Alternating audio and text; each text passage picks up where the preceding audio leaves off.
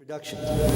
I'm honored to be here representing the National Council of La Raza and its president, Janet Murguia. First, I want to give special thanks to a true legend, the president and founder of the Coalition of Black Trade Unionists, Bill Lucy.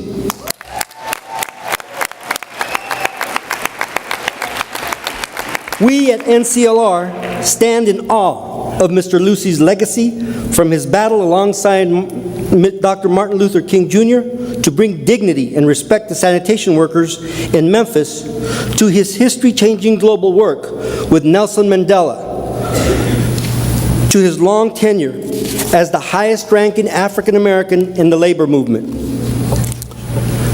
You have been a tireless champion, Mr. Lucy, for the voiceless and disenfranchised, and our country is better for it. Thank you very much. It is a great honor for me to be here as well because NCLR's deep roots with both civil rights and labor movements began here.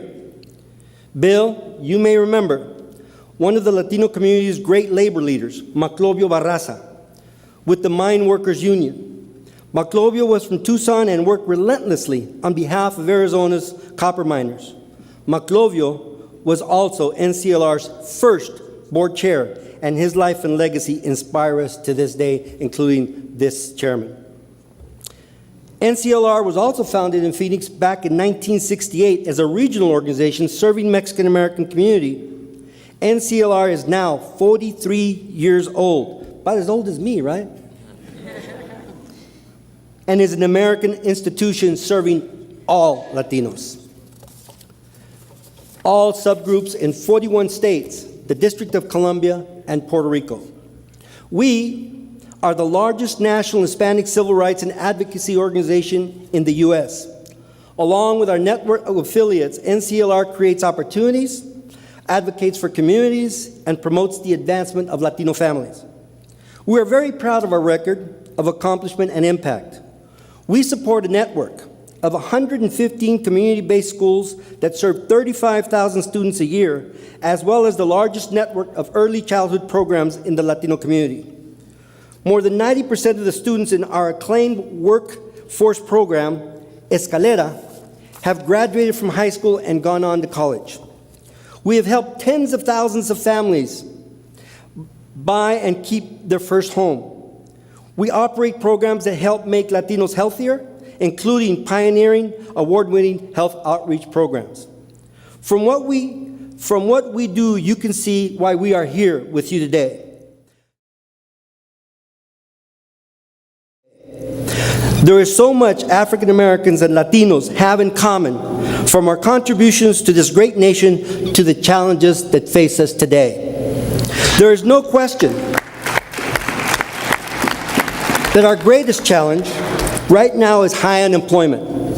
Unemployment among African Americans is 15% and Latinos 11%, well above the national average of 9%. As a result, we are working closely with the NAACP and other organizations in the minority and civil rights communities to first make sure that this issue is top of mind to all policymakers.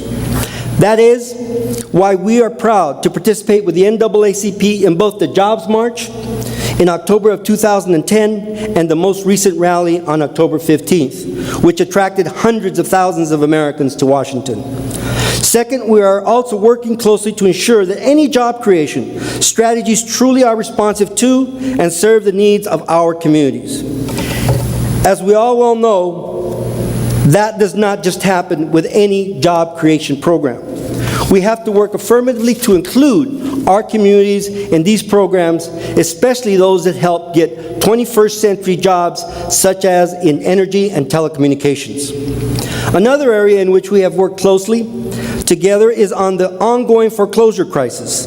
Both the African American and Latino communities have been especially hard hit by the foreclosure crisis.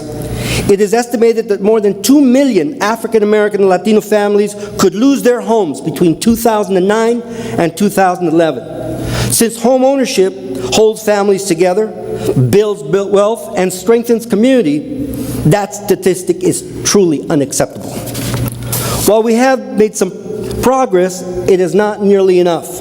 We need a more concerted effort on the part of both the federal government and the private sector to address this crisis. Many economists believe that our economy will not and cannot recover unless we fix the foreclosure issue, and we agree. Which is why both NCLR and the NAACP have made foreclosure prevention and mitigation one of our highest priorities.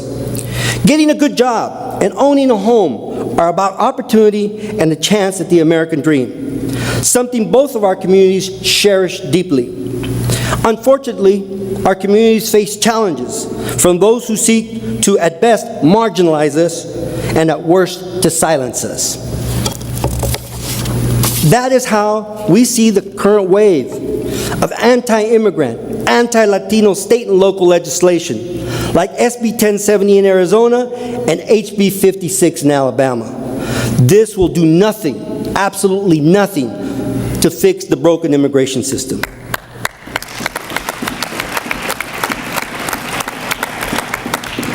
This type of legislation is a punitive measure designed to discriminate against and harass one community. We are deeply appreciative that one of the first communities to recognize what was really behind these laws was the African American community. The African American communities in Arizona and Alabama have said firmly that they have seen this before and that our country should never engage in this kind of activity again. I know firsthand the support Hispanics have received here in Arizona. The NAACP was one of the original lawyers in the SB 1070 civil rights lawsuit, on which I also serve as counsel. But I also want to especially acknowledge the NAACP chapter in Alabama. As you can imagine, the Latino community does not have a strong infrastructure in that state. We have one tireless, courageous affiliate there, the Hispanic Interest Committee of Alabama, or as we call it, HICA. The support they have received in every way from the NAACP and the African American religious and political leaders has been inspiring, and we thank you. As we battle this draconian anti-immigration laws, we also join together to fight the silencing of our voice through voter suppression laws. It is interesting that here, too, our opponents present a false solution. The sponsors of these bills claim these laws will prevent fraud, but can't seem to produce any evidence that fraud has ever happened on a major scale. Yet we have plenty of evidence that shows that voter roll purges and voter ID laws actually do prevent many eligible voters from exercising their right to vote. And this, ladies and gentlemen, is unconscionable. Make no mistake, our voice in the 2012 election is too important to lose. We need to fight voter suppression efforts vigorously, but we also need to make sure that everyone in our community who is eligible to vote registers and votes. Right. For that reason, we are proud to join the NAACP, the Leadership Conference on Civil Rights, the Coalition for Black Trade Unionists, and its Hispanic counterpart, the Labor Council for Latin American Advancement, in a broad, unified coalition effort to fight voter suppression laws. NCLR has made civic engagement one of its top priorities for 2012. Nearly half of our affiliates are working every day to support and fully integrate immigrants fully into American society. In fact, NCLR partners and affiliates are working to mobilize millions of Latino voters to make the Latino vote one of the ones to watch in 2012 election. Because at the end of the day, if we want to prevent bigoted laws like voter ID and anti-immigrant legislation from being enacted, we need to vote. And if we want issues like job creation, foreclosure prevention, or even comprehensive immigration reform at the top of the American agenda, instead, we need to vote. That's why we are here. That's why we are proud to co-sponsor this convening. And that's why trade unionists and civil rights leaders in both the Latino and African American communities are finding more ways than ever before to find and assert our common interests. Ladies and gentlemen, our common interests.